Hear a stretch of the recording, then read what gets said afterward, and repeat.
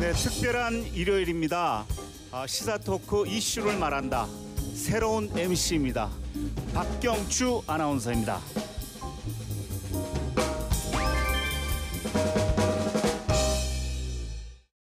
안녕하십니까. 시사 토크 이슈를 말한다. 새로 진행을 맡은 박경추 아나운서입니다.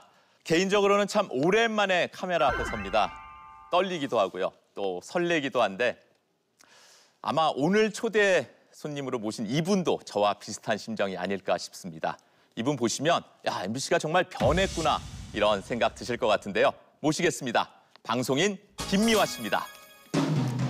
어서 오십시오. 안녕하세요. 네, 반갑습니다.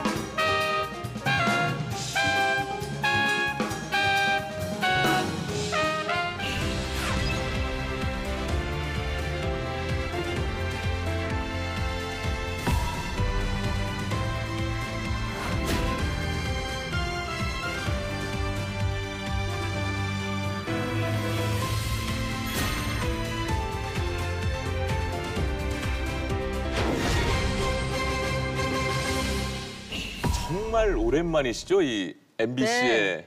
이렇게 나오신 게.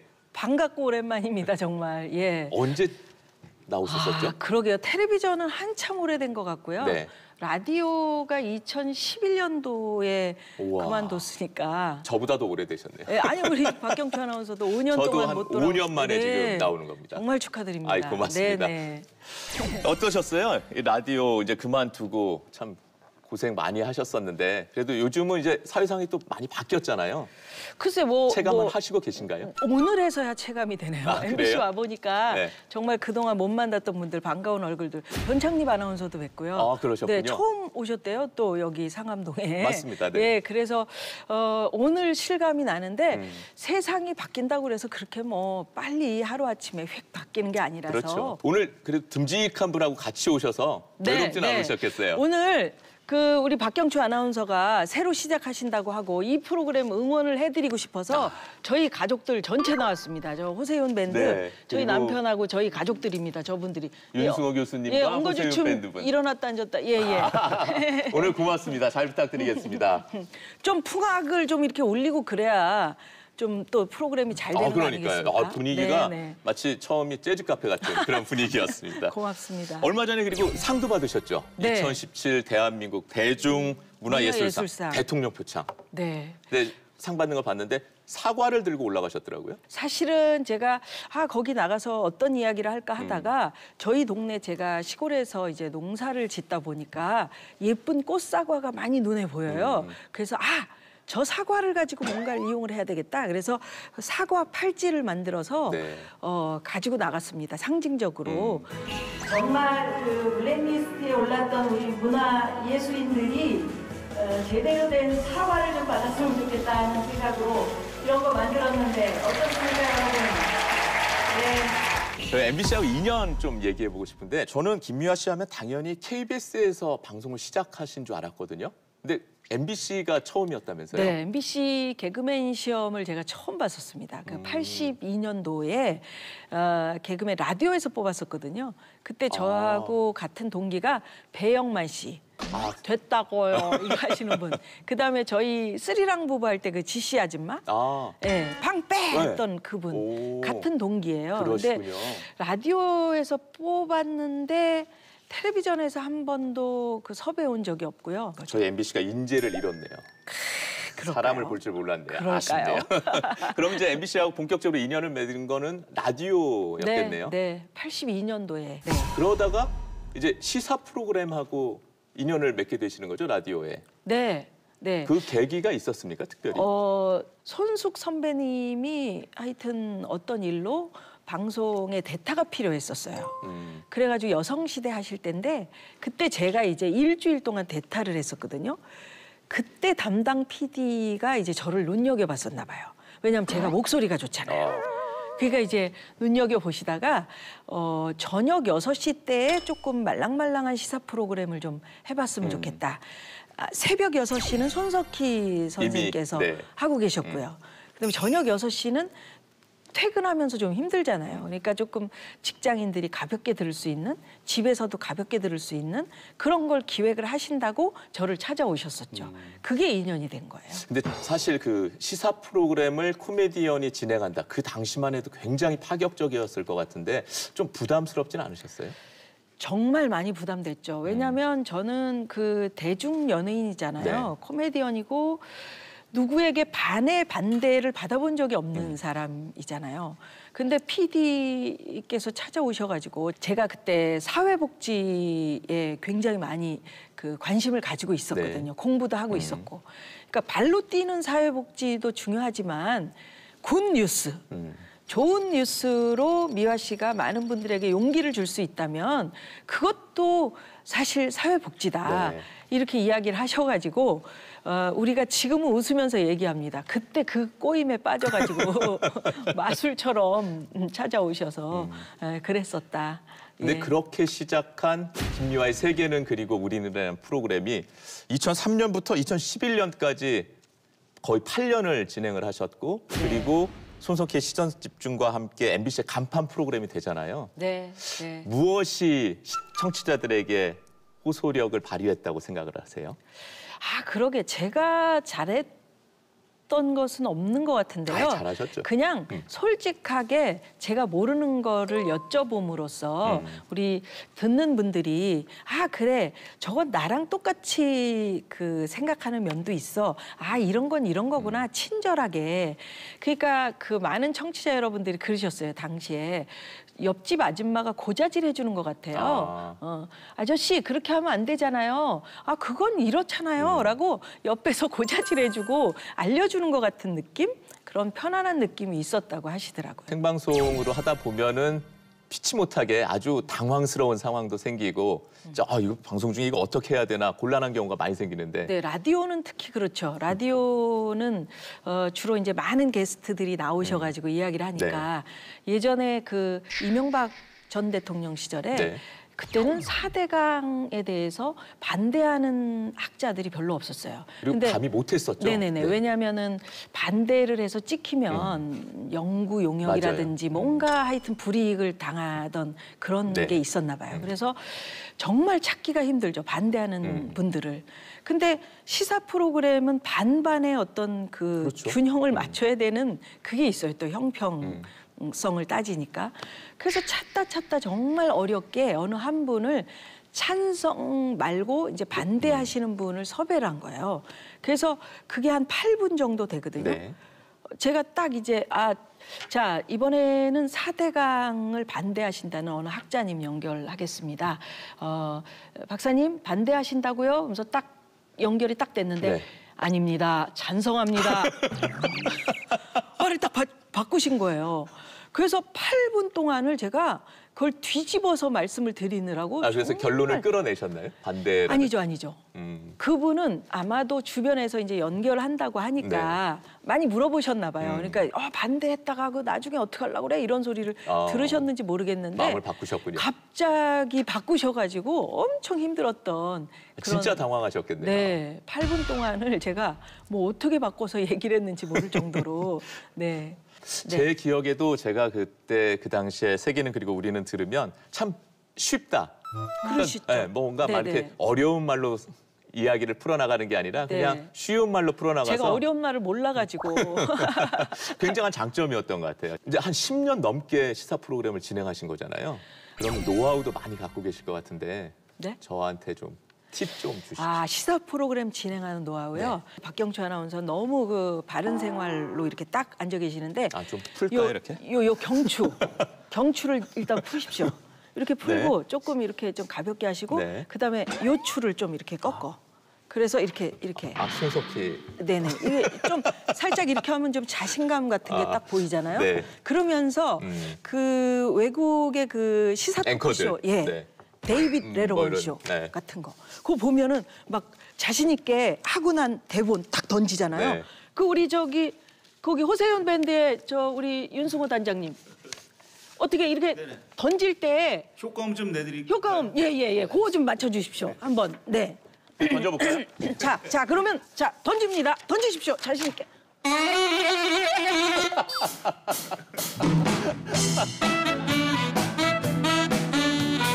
맞습니다. 저게 샥 날아가야 재밌는 건데. 잘 안 나르네요. 여하튼 연습을 좀 더 그렇게 해보겠습니다. 좀 풀어보시니까 좋지 않으세요? 알겠습니다. 좀 여유를 가지고. 그 당시에 그 세계는 그리고 우리는이 뭐 청취율도 굉장히 높고 그다음에 광고 판매율도 제가 알기로는 굉장히 높았는데 오히려 그랬기 때문에 더 공격도 받고 그러다 보니까 또 블랙리스트도 올랐던 게 아닌가 저는 이런 생각도 들거든요. 아니 그러니까 제가 참 희한한 경험을 했는데요. 방송 진행을 잘해서 잘려보기는 이번이 처음이고요. 잘했다고. 정말 방송 진행 못해서 하차하세요. 그런 경우는 많이 있었는데 그때 참 그 이해할 수 없는 일들이 지금에 와서 돌아보니까 국정원에서 이렇게 서류를 만들고 블랙리스트를 만들고 또 충실하게 따르는 간부 여러분들이 있었구나라는 생각을 해보는 거죠.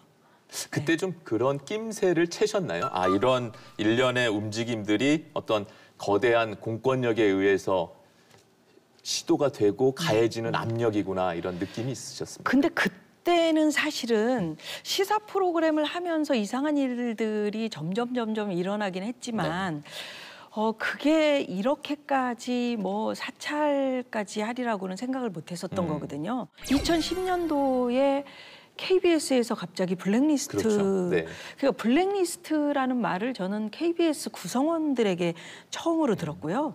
그분들이 이제 신문 기사로 밝히면서 KBS도 블랙리스트인가. 그래서 김미화 이름이 이제 거기에 오르면서 제가 KBS에 항의를 하는 과정에서 이제 블랙리스트 건이 불거졌고요. 2010년도에 지나고 나서 이제 보니까 그때 민간인 사찰 그 명단에 파일명에 제가 있었습니다.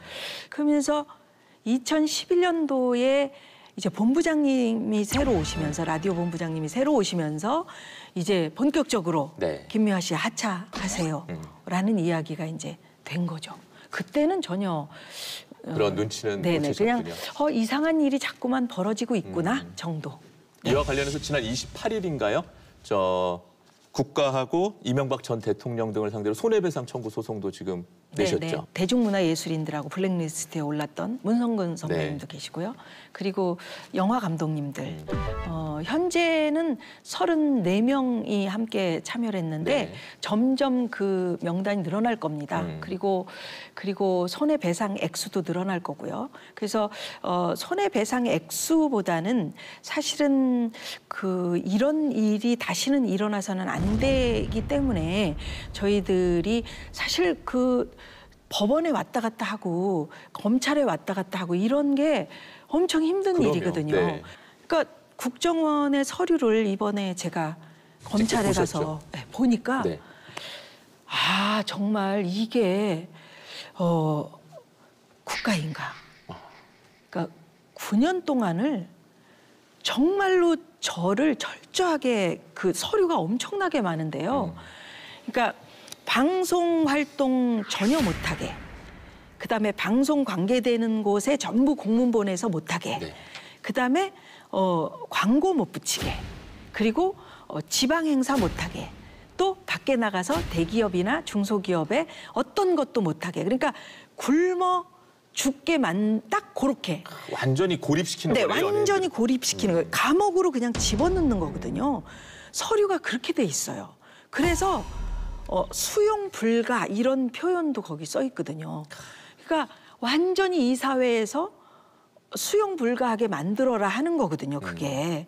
그 김종익 씨가 정말 커다란 공권력에 의해서 그렇게 고통을 당했을 때는 사실은 2010년도에 저건 내 일이 아니지라고 생각을 했었거든요. 근데 누구라도 그렇게 피해를 볼 수 있다는 거죠. 맞습니다. 그러니까 이거는 정말 법에 의해서 한 줄을 남겨놔야 되겠다. 사명감이 생긴 거죠. 정말 잘하셨습니다.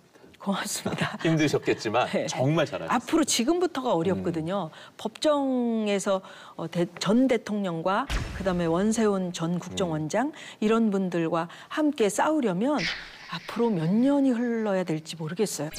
2010년 이제 KBS 그 블랙리스트 사건이 불거졌고 그 이후에 이제 MBC에서도 본격적으로 김미화 씨 방송 퇴출 시도가 계속되는 거죠. 네, 2011년도에 그 본부장님이 새로 오시면서 저한테 내려오셔가지고는 막 굉장히 유쾌하셨거든요.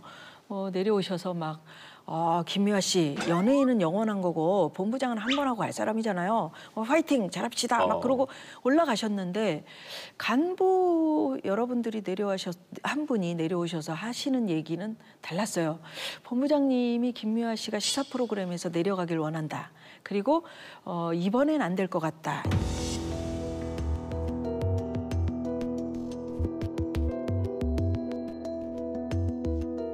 저한테 내려오셔가지고 그냥 미화 씨는 시사 프로그램에 안 어울리니까 그냥 여기까지 해주세요. 이렇게 정말 솔직하게 이야기해 주셨으면 제가 그러겠습니다라고 했었을 텐데 저한테는 아무 얘기 안 하시고 삥삥 돌려서 자꾸 이야기가 전달이 오니까 제가 아니 왜 제가 그만둬야 됩니까? 이유를 설명해 주세요 할 때 이유를 얘기 안 하셨고 그리고 엘리베이터에서 우연히 이제 김재철 사장님을 전 김재철 사장. 네, 전 김재철 사장님을 만나게 됐을 때 사장님께서 어디 좋은 프로그램 있으면 그리로 가셔라. 아주 유명한 얘기죠. 네, 라고 이야기를 하시니까 그때는 사실은 사장님은 웃으면서 이야기를 하시는데 그 사장님의 그 자리가 엄청 높은 분이잖아요. 방송국의 최고 권력이신데요. 그래서 이제는 더 이상 버티기가 힘들겠구나.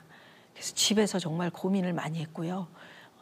그래서 이제 결단을 내리게 된 거예요. 근데 그 당시에 이제 라디오 PD들이 김미화 씨의 퇴출을 막기 위해서 굉장히 애썼었잖아요. 네.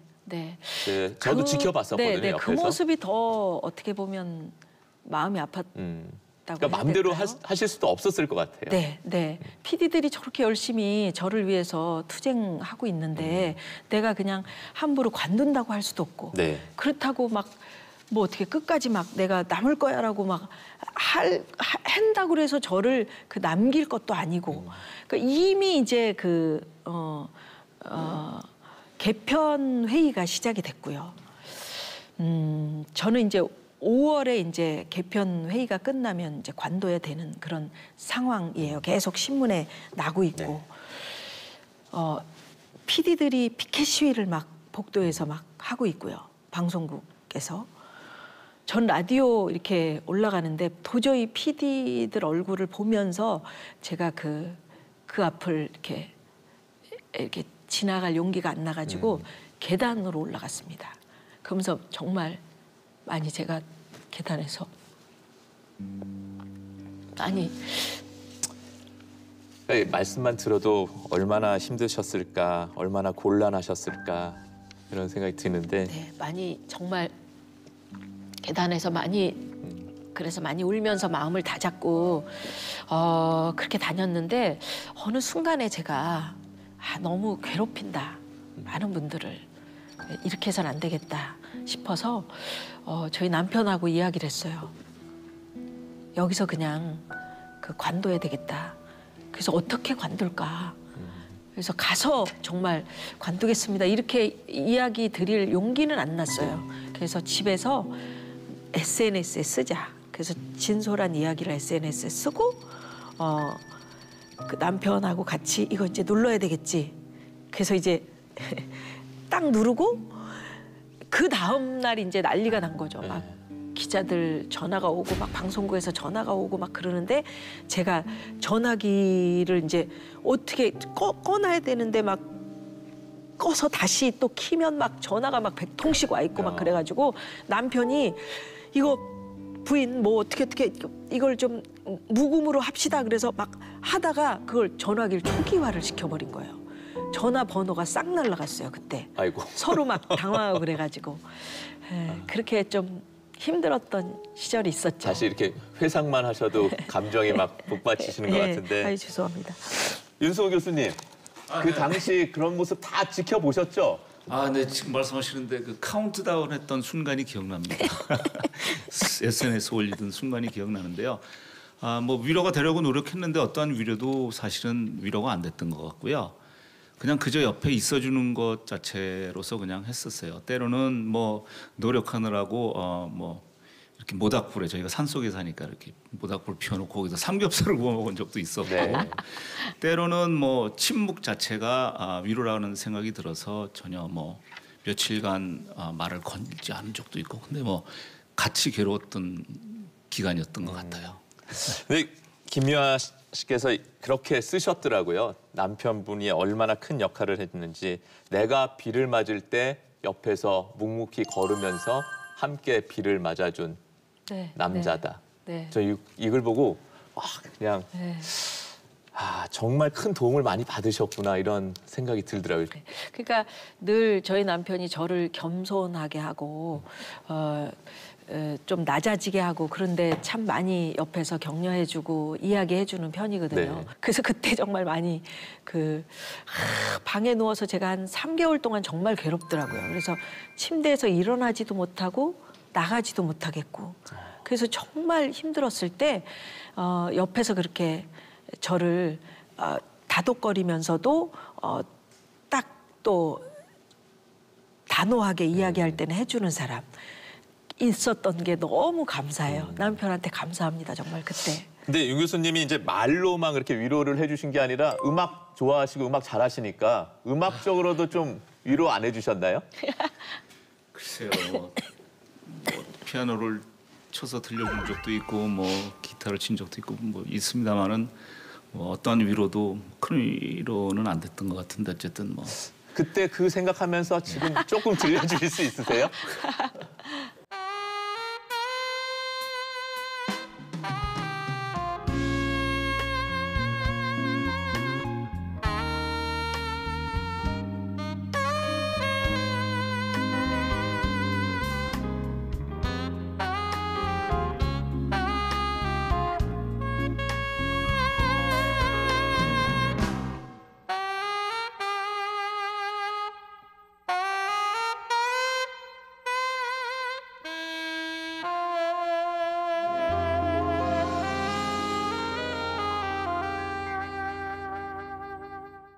고맙습니다. 고맙습니다. 좋네요. 네, 참 이렇게 좋네요. 두 분이서 서로 고맙습니다. 의지하면서 견뎌내신 거네요. 결국. 아니 오늘 이렇게 첫 프로그램 출연하시고 다시 맡으신 거 이렇게 축하드리러 왔는데 네. 제가 위로를 받네요. 예. 고맙습니다. 고맙습니다. 네.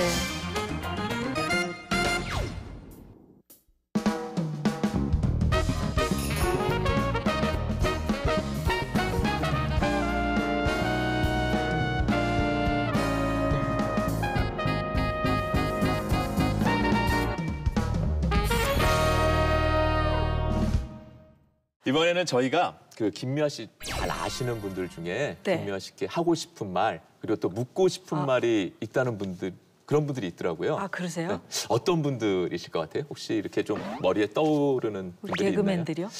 뭐 개그맨도 있고 뭐 다양합니다. 김미화 씨 보고 싶어하는 분들이 많더라고요. 그러세요? 사회 각계각층에서. 그러실까요? 누구실까요? 일단 첫 번째 분 화면으로 네, 한번 네, 네. 힌트를 보실래요? 네. 한번 보시죠. 김미아 씨 안녕하십니까? 아이고 반갑습니다. 고생 많았지? 그래 잘하는 말이야. 앞으로 뭐 잘하려 봅니다. 지금 뭐 축하하고 뭐 내부로 얘기 뭐 하지만은 앞으로 열심히 하시 바랍니다. 저분이랑 친하신가요? 저분 잘 알죠? 누군지 아시겠죠? 네, 잘 알죠. MB님만이십니다. 친하진 않으시잖아요, 저분하고. 네, 그 배칠수 씨구나. 그죠? 배칠수 씨가 궁금한 게 있다고 그러거든요. 그렇습니까? 네. 어떤 건지 한번 보시죠. 예, 미아 누나, 김미아 씨, 이거 어색한데요. MBC에 어떻게 다시 또 얼굴을 비치시게 됐습니다. 진심으로 축하드리고요. 확실히 김미아 씨는 이렇게 따로 축하를 받아야 될 만한 일이 될 정도로 사실 그 사연들이 그랬었잖아요. 예. 진심으로 진짜 축하합니다. 예, 뭐 워낙 자주 보기 때문에 딱히 뭐 궁금한 건 없는데요. 키가 정확히 몇 센치인지 궁금합니다. 제가 라디오 프로그램 할 때 네. 키를 공개를 했었는데요. 저희 라디오 그 세계는 그리고 우리는 할 때 153cm 아줌마의 눈높이에 맞는 시사 프로그램이었었어요. 아, 아예 타이틀. 예. 그래서 153. 아, 네. 이번엔 네. 좀 이제 다른 일을 하시는 분입니다. 아, 네. 어떤 분인지 잠깐 힌트 한번 보시죠. 네. 국회가 보이는 거 보니까 아무래도 국회의원이 아니실까 싶은데 짐작 가시는 분 있으세요? 국회의원 여러분들 많이 아시죠? 네. 그중에서 좀 특별한 인연이 있으신 분일 텐데 네. 그러게 제가 프로그램 오래 진행해서 국회의원 여러분들 많이 아는데 어떤 분이실 것 같아요? 글쎄요, 옷을 굉장히 단정하게 입으셨네요. 네. 만나면 좋은 방송 표창원 의원님이 표창원 되시고 씨와 만나면 좋은 사람 김미화 선생님의 참 그 기가 막힌 재결합 정말 진심으로 축하드리고 많은 기대를 하게 됩니다. 김미화 선생님과 대담을 하는 그런 고정 프로를 출연한 적이 있습니다. 그때 제가 한번 사고를 쳤었어요. 생방송인데 갑자기 연락이 두절되고 그 급박한 그 상황에 처하게 돼서 김미화 선생님께서 그 당시 워낙 좀 엄혹한 시대였고 저도 뭐 블랙리스트라든지 정권과의 어떤 그 대립 뭐 이런 것들이 많이 갈등이 심했었기 때문에 저의 안위를 걱정하신 방송보다도 안위를 걱정하신 김미화 선생님이 그 전국에 저를 좀 발견해달라는 수배를 내리신 적이 있으셨습니다. 그 공개 수배를 내려주셨는데 정말 저에 대한 걱정만 있으셨나요? 분노는 없으셨나요? 기억나세요? 기억나죠. 아, 이분이 그런 분이 아니세요. 저분 굉장히 바른 분이거든요. 네. 근데 갑자기 연락이 두절이 됐으니까 그래서 제가 방송을 통해서 그 혹시 그 표창원 교수님을 보신 분이 계시면 저희한테 좀 연락을 해달라고 이렇게 갑자기 두절될 리가 없는데 살짝 불안한 마음도 있었고 살짝은 또 아이 별일 있겠어 그냥 그 보신 분들이 또 연락 오시면 좋잖아요. 무슨 일이지 했는데 하여튼 나중에는 별일은 아니었습니까? 별일은 아니었는데 급한 상황이 있으셨더라고요. 근데 이제 아무 일도 아니니까 아 다행이다. 예. 그리고 그 뒤에도 계속 나오셨어요. 제가 앙금 있었으면은 우리 저 표 의원님 안 모시죠. 바로 아웃. 제가 그런 힘은 없는데. 네. 표 의원님 궁금증이 바로 해결이 되셨을 것 같습니다. 자, 그리고 저희가 이제 마지막 분인데요. 이분은 정말 김미화 씨하고는 뗄래야 뗄 수 없는 분이세요. 뭐 그런 분들이 여러 분 계시겠지만 이분은 정말 그 중에서도 최고가 아닐까 싶은데 그러실까요? 힌트 화면 한번 보시죠. 네. 김재동 씨, 박미선 씨. 자, 여러분들. 사실 지난 몇 년 동안 소위 블랙리스트라고 언급이 됐던 분들이죠. 저 가운데 어떤 분이 특히 이렇게 눈에 들어오시나요? 혹시 뭐 뭐 송강호 제 씨도 있었고. 후배 잘생기신 분들 위주로 그렇게 하시면 좋죠. 김미화 문성근 선생님 선배님. 기분 좋으시죠? 정말 축하드립니다. 고향에 돌아온 느낌이실 거라고 생각이 되는데 특히나 고향이 그동안 조금 힘들었잖아요. 그런데 모든 게 정상화되는 이 시점에 돌아오시니까 얼마나 더 기쁘시겠어요. 저도 제일같이 기분이 좋습니다. 김미화 씨가 정말 그간 긴 세월에 대해서 못하셨던 거 마음껏 방송을 하실 수 있기를 기대합니다. 그동안 이 어려운 시기에 감사합니다. 문성근 씨하고는 서로 많이 의지하면서 힘이 되신 거죠? 자주 만나 뵙지는 못했고요. 네. 함께 이제 블랙리스트에 올랐다는 그런 것 때문에 요즘에 자주 뵙습니다. 네. 저 잘생긴 분은 제가 언제 뵙습니까? 근데 많은 용기가 됐습니다. 문성근 선배님이 정말 이렇게 저희가 사실 알려진 대중 연예인들이잖아요. 그리고 문화 예술인들이잖아요. 지난번에 영화 감독님들하고 같이 만났을 때 두려워하시더라고요. 어떤 거요? 정권이 바뀌면 또 저희 블랙리스트인데요. 두려워서 앞에 못 나서시겠다는 거예요.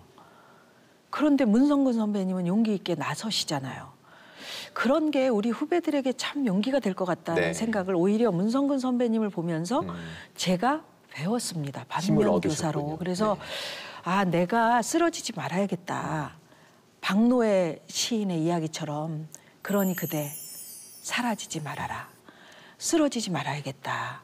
그래서 우리 후배들에게 그래, 이거는 상식적인 거야. 옳은 일을 했을 때 옳게 가는 거야. 라는 걸 좀 그 몸으로 보여주고 싶다라는 생각을 했어요. 문성근 선배님을 뵈면서. 네. 네. 그럼 문성근 씨는 또 김미화 씨에 대해서 어떤 걸 궁금했는데 또 질문을 있습니까? 하시더라고요. 네네. 네, 질문 한번 보시죠. 그 사시는 곳에 카페를 열었다고 들었어요. 근데 뭐 심심해서 여신 건 아닐 거고 보면 되게 이제 뭐 아주 거대한 운동도 결국 마을 공동체에서 이렇게 소박하게 시작하는 경우가 많더라고요. 분명히 뭔가 카페를 동네에 만드셨을 때는 무슨 구상이 있고 계획이 있으셨을 것 같은데 어떤 계획을 갖고 계신 건지 그리고 지금 어느 정도 그 일들이 진전되고 있는 건지. 요즘 저도 좀 궁금한데요. 예, 지난 9년 세월에 어떤 어려움이 있을 때 사실은 쓰러지지 말자 하고 제가 암만 그 혼자서 그 저희 집이 산 속에 있거든요. 근데 산 속에 진공관 같아요. 새소리밖에 안 들어와요. 그 남편만 위로해줘요. 근데 거기에 암만 제가 마음을 다잡고 그냥 혼자 막 있으면 잡생각이 막 들잖아요.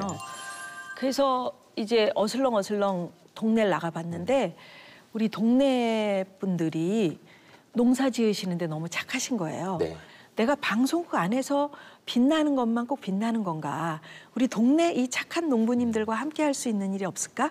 그래서 논밭 한가운데를 일궈서 네. 저희 부부가 카페를 하나 만들었어요. 그래서 친환경 농산물을 판매하는 농부님들과 함께하는 카페.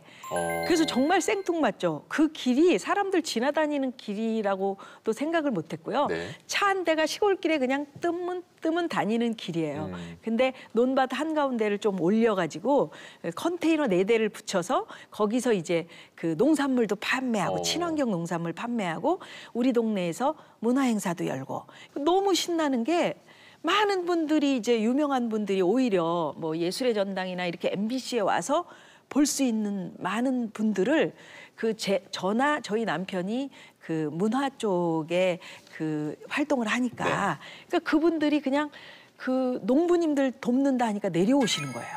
재능 기부, 일종의 재능 기부예요. 예, 재능 기부 10,000원씩 받고. 아니 세상에 그 유명한 예를 들어서 이명주 씨 같은 분, 파페라 가수 그런 분들이 10,000원 받고 내려온다? 상상을 못하죠.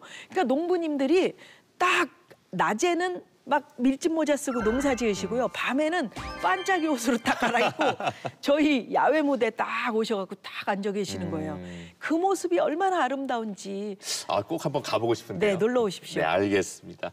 근데 사실 우리 현실에서 그 연예인이 이렇게 사회 굵직굵직한 이슈에 대해서 공개적으로 자신의 의견을 말하고 그런다는 게 이게 말처럼 쉬운 게 아니잖아요. 득보다는 실이 더 많은 게 현실 아닌가요?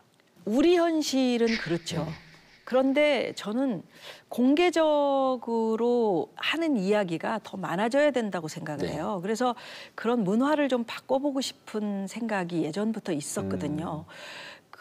제가 이제 유니세프하고 오래전부터 홍보대사로서 인연이 있었는데 거기에 보면은 저희 그 홍보대사가 예를 들면 제가 좋아하는 맥 라이언이라든지 아니면 뭐 브래드 피트 이런 분들 그런 분들이 어떻게 보면 이제 그 외국에서는 알려진 분들이 어려운 일이 닥친 현장에 안 가보면은 오히려 비난받습니다. 네.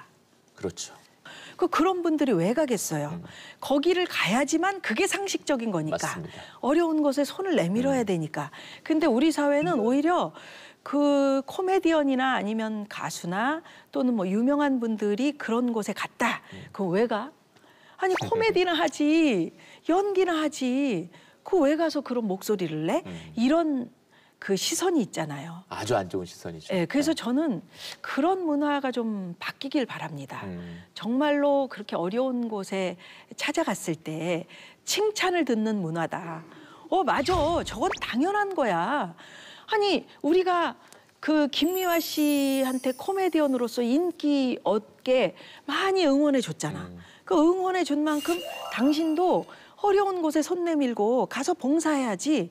어려운 곳에 가서 아니 이렇게 좀 유명한 김미화라는 사람 또 우리 아나운서님이 가셔가지고 텔레비전에서만 보던 사람 그런 분이 뿅 나타나가지고 어려우시죠? 이렇게 손잡아 드리면 얼마나 힘이 나시겠어요. 저는 이제 그런 거 하나를 바라보는 거죠. 네, 그런 마음이신지 홍보대사를 굉장히 많이 하시더라고요. 네, 오래전부터 있습니다. 홍보대사는. 그러니까 80년대 초반에 제가 아까 말씀드렸던 유니세프의 카드 후견인부터 시작을 했거든요. 지금은 이제 이름이 바뀌어서 특별 대표라고 하는데 저희 유니세프에 안성기 씨가 네. 친선 대사, 이병헌 씨, 그다음에 이영애 씨 아유, 진짜 이런 하네. 분들이 그 홍보 대사시거든요. 후견인이에요. 이제 이런 분들 말씀을 드리는 이야기는 제가 이제 이렇게 이야기 드리는 이유는 저도 동급이다 이런 것이 동급 이야기를 드리고 당연하죠. 갑자기 이제 그런 행동들이 막 그 SNS를 주목을 통해서 받기 주목받기 시작하니까 저 사람 뭐 정치하려고 그러는 거 아니야? 또는 뭐 저 사람 왜 속에 꿍꿍이가 있는 거 아니야? 이렇게 막 오해를 하시는 바라보기 시작을 네. 했던 것 같아요. 그런 시선을 어떻게 극복하셨어요, 그럼? 저는 뭐 별로 그런데 신경을 쓰고 사는 타입이 아닙니다. 하기야 그거 신경 쓰면 그렇게 못 하겠죠. 네, 사실. 그럼요. 그래서 저는 코미디언으로서 많은 분들에게 사랑받는 거 그게 참 좋습니다. 그래서 제 묘비명도 웃기고 자빠졌네 아닙니까? 그 책 제목이기도 하셨죠. 네네. 네, 웃기고 자빠졌네. 여전히 같은 마음이세요? 그럼요. 천생 코미디언. 네, 네. 제 뿌리는 그겁니다. 네. 자, 저희가 이제 시사 토크 이슈를 말한다잖아요. 근데 아직 구체적으로 어떤 이슈는 한 가지도 이야기하지 않은 것 같은데. 저한테도 그런 거 물어보시려고요? 그럼요. 저희 그래서 다른 분 나오셨을 때 물어보시죠. 이번 주에 핫 이슈를 저희가 하나 정했습니다. 그래요? 네. 최근 그 청와대 국민청원 게시판에 아마 아실 겁니다. 낙태죄 폐지에 관해서 23만 명이 넘는 분들이 지금 청원을 하고 계시거든요. 그래서 이제 지금 낙태죄 폐지에 대해서 이슈가 되고 있는데 김미화 씨는 어떻게 생각하세요? 이거 어려운 문제입니다. 어렵죠. 네. 쉽지 않습니다. 그런데 사실은 저도 예전에 그 쓰리랑 부부를 한창 코미디 할 때요. 네. 그때 그 뱃속에 있는 그 아이를 6개월 때 잃어가지고 이제 임신 중절을 한 적이 있습니다. 당시에는 사실은 그 초음파 검사를 통해서 아이의 뇌에 그 이상이 있었어요. 뇌 수종이라고 물이 차는 병이 생긴 거예요, 뱃속에서. 그래서 그것은 뭐 피치 못하게 아이의 목숨보다 산모의 목숨이 중요하다. 그래가지고 제가 이제 임신 중절을 했었던 기억이 있습니다. 네. 그 당시에 매우 힘들었습니다, 사실은. 그 모성이라는 게 그런 것 같아요. 그러니까 아이를 6개월, 3개월 품었다가 내 아이를 떼어낸다? 이건 정말 엄마에게는 죽음과도 같은 거거든요. 그래서 정말 당시에 제가 방송을 쉬지 못하면서 이걸 했었어야 됐거든요. 쓰리랑 부부로 굉장히 유명했기 때문에 그 주에 전화로 인터뷰했었고요. 그 다음 주에 나갔습니다. 수술하고 방송을. 근데 그 전화로 인터뷰를 하고 이제 전화로 제가 방송 녹화를 마치고 이제 부인이 뭐 친정에 간 걸로 이렇게 설정을 했던 거예요. 전화기를 딱 내려놓는데 문고리가 딱 보이면서 나 저기다가 몹쓸 생각을 할까? 이런 생각이 갑자기 일더라고요. 너무 괴롭다. 그런 겁니다. 모성이라는 게. 그러니까 엄청 괴롭거든요. 내가 가지고 있던 아이를 떼어낸다? 엄청 괴로운 건데 그럼에도 불구하고 지금 그렇게 많은 분들이 이렇게 청원을 했다면 우리 사회에서 이제는 좀 마음을 열고 이게 이제 공론화의 장으로 한번 올려볼 필요는 있을 것 같아요. 네. 얼마나 괴로우면서 사실 생명의 이야기잖아요. 그러니까 태아의 생명도 중요하고 여성의 생명도 중요하고 사실 남성의 생명도 중요하고. 그래서 어려운 것 같아요. 예, 그리고 우리는 한 번 재생되는 인생이 아니기 때문에 우리가 정말 이제는 좀 성숙된 입장에서 공론화 해볼 필요가 있는 네. 그리고 이제 그런 시대가 됐다 이런 생각해보네요. 알겠습니다. 네. 그리고 혹시 또 그 최근에 좀 관심 갖고 있는 어떤 현안이나 이런 거 있으세요? 나에게 청원 게시판이 이렇게 주어지면 나는 거기에 뭐 한번 써보고 싶다. 적폐청산을 좀 속 시원하게 했으면 좋겠어요. 예. 그 여태까지 많이 쌓인 것이라서 하루아침에 해결되는 게 아니고 그래야 9년 동안 그 쌓인 피로감이 제가 좀 풀릴 것 같은데 예, 그게 어려울까요? 그걸 꼭 좀 청원하고 싶네요. 네. 자, 오늘 이렇게 긴 시간 함께 해주셨는데 아이고. 어떠셨어요? 긴 시간이 아닌 것 같은데 네. 어떠셨습니까, 박경추 아나운서께서는? 저는 굉장히 편안하셨습니까? 떨렸거든요. 근데 네. 김미아 씨 덕분에 아주 재밌고 편안한 시간이었어요. 저는 저도 개인적으로. 편안했습니다. 너무 감사합니다. 다시 돌아오셔서 정말 고맙습니다. 저도 정말 감사합니다. 앞으로 김미아 씨 뭐 TV, 라디오 여러 매체에서 좀 자주 뵀으면 좋겠어요. 아이, 그리고 고맙습니다. 특히 MBC 채널을 통해서 많이 뵀으면 좋겠어요. 기회가 됐으면 좋겠어요. 네. 고맙습니다. 자, 이렇게 어려운 시간 내주신 김미아 씨 고맙고요. 또 오늘 윤승호 교수님 그리고 호세윤 밴드 여러분 함께해 주셔서 정말 고맙습니다. 맞습니다.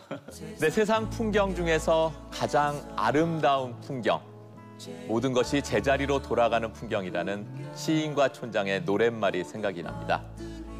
만나면 좋은 친구 MBC가 시청자 여러분의 사랑을 받을 수 있는 자리로 다시 돌아가려고 노력하고 있습니다. 그 노력의 한 축을 저희 시사토크 이슈를 말한다가 담당하려고 합니다. 시청자 여러분들께서 많이 응원해 주시기 바랍니다. 오늘 함께해 주신 여러분 고맙습니다. 다음 주에 다시 뵙겠습니다.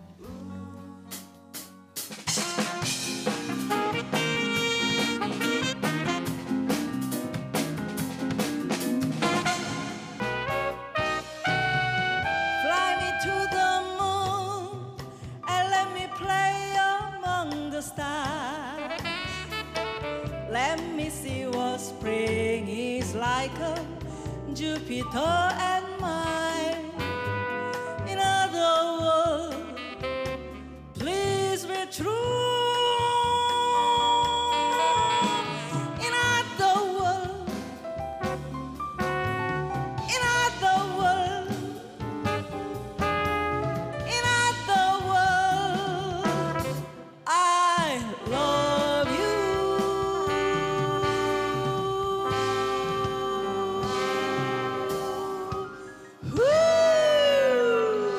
축하합니다. 축하드립니다. 아이고.